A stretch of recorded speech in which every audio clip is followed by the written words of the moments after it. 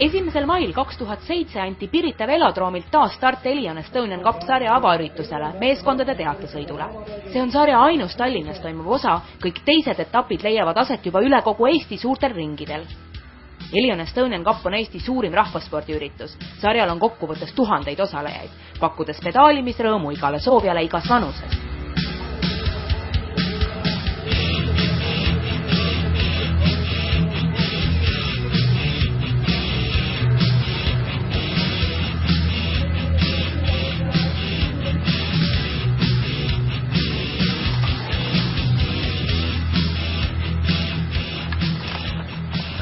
Mina nõukogudeaegse inimesena annaksin kõigile, kes tulevad Elion sarjas 50. kuni 100. kohani esimese järgu ja kes tuleb esimese 50 hulka, võiks kindlasti meistrikandidaadi pileti välja kirjutada, et nõukogude ajal, kui neid sportlasi oli palju, siis loeti ikkagi riigi keskmist taset selle järgi, kui palju ühes või teises riigis oli meistersportlase või meistersportlase kandidaate, siis kui me selle järgi vaatame, siis tänu Elion sarjale on ala keskmine tase ikka päris kõrge siin Eestis.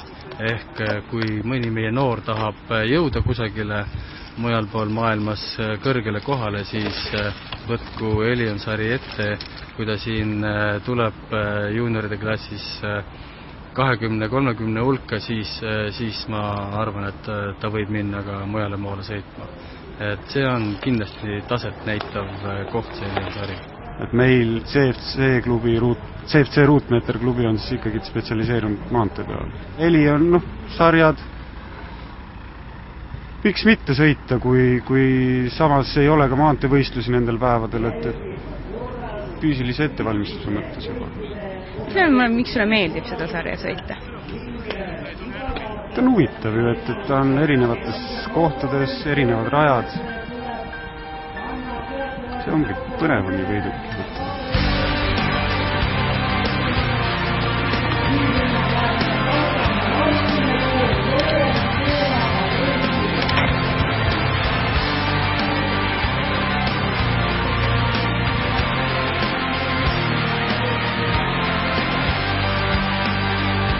Tavainimesel on olemas seal kindlasti saab valida, kas matkasõit või põhisõit, eks ole, ja põhisõidul on siis kindlasti see boonus, et sa näed ka oma taset versus kodused tipud ja saad arvestust pidada, kui hästi või halvasti sa hetkeseisuga oled, et siin on kodune absoluutne tipp ja sa saad oma enda täpselt nagu ritta panna, mitmes sa siis siin kodus ikkagi oled, eks ole.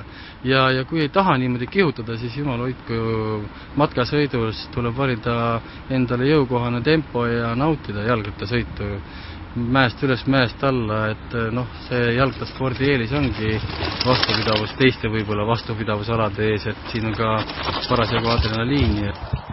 Seal ei tohigi järsult pidureid nüüd vajutada, sa pead selline tunnetama seda, et see ratas ikkagi liigub edasi, et sa ei vajuta nüüd pidureid põhja. Ja samas pead ennast loomulikult tahapoole kallutama. Osav pead olema. Ta oli selles mõttes nagu huvitav rada, et oli nii tehnilist osa sees, kui oli sellist sirget, kus lihtsalt vajutada, et olid tõusud sees.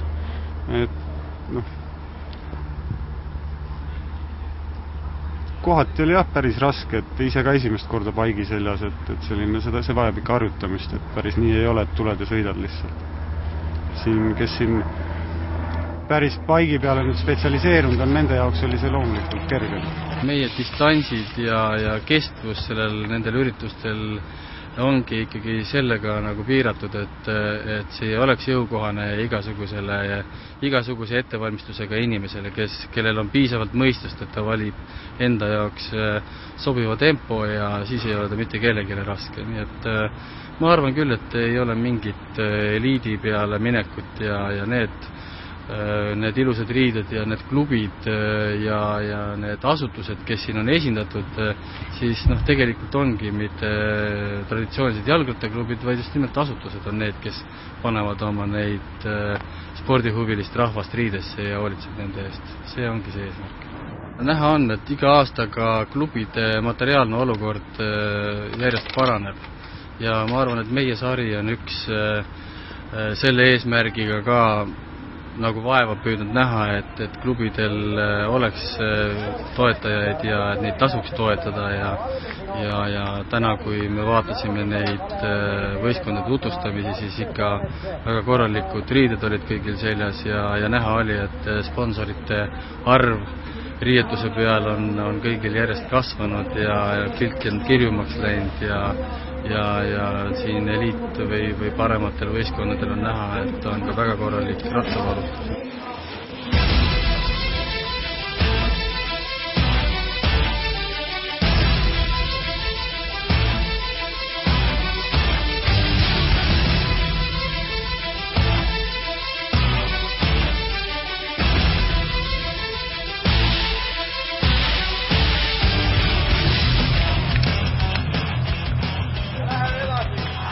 Raske laskumine on, kuna see on lahtine liiv, ta on küllalt järsk ja sellise kurvi pealt, et siis läheb kurv kohe alla uuesti ja see ongi see, mida peab siis harjutama, see paigi sõit. Kui sa niisama tuled, et ei ole harjutanud, et siis hea võimalus seda.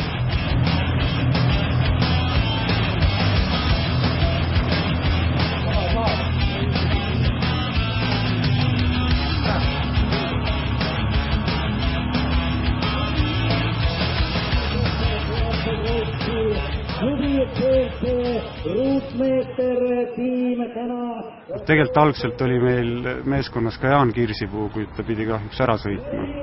Ja asendusmees Janari Joel oli meil väga tubli.